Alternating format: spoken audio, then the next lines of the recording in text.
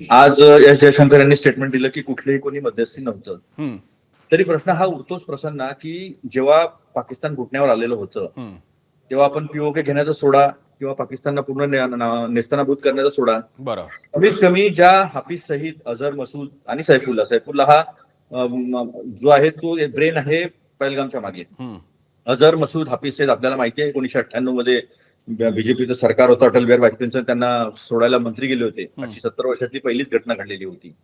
त्या लोकांना आपण का मागितलं नाही? हे जे आहे हे भारताचे कल्प्रिट आहे, भारताचे गुन्हेगार आहेत. हे या लोकांना आपण का मागितलं नाही?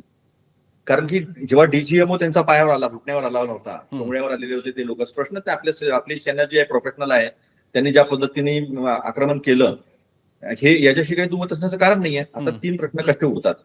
अमित शहाना फार वाईट वाटलं मधात प्रश्न विचारले तर त्यांना सगळा अधिकार आहे विचारण्याचा.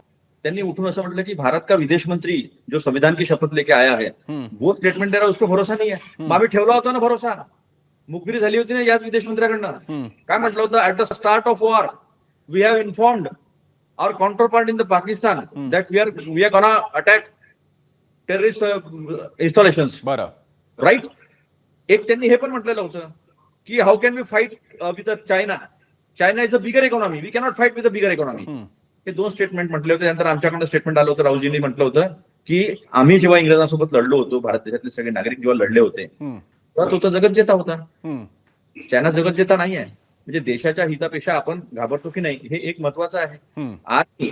आणि सगळ्यात महत्वाचं पहा, राहुल के सिंग काय म्हणाले की आम्हाला पहिल्या दिवशी आम्हाला नुकसान झालं. ठीक आहे, काय झालं ते जाऊ द्या. बरं. पण ते का झालं नुकसान, तर आम्हाला सांगण्यात आलं की तुम्ही ह्या पर्टिक्युलर इन्स्टॉलेशन्सवर अटॅक करा, तुम्हाला दुसरीकडे अटॅक करता येणार नाही. बरं. देशाचे प्रधानमंत्री काय सांगतात, रक्षा मंत्री काय सांगतात, सगळे काय सांगतात की सेना को खुली छूट थी.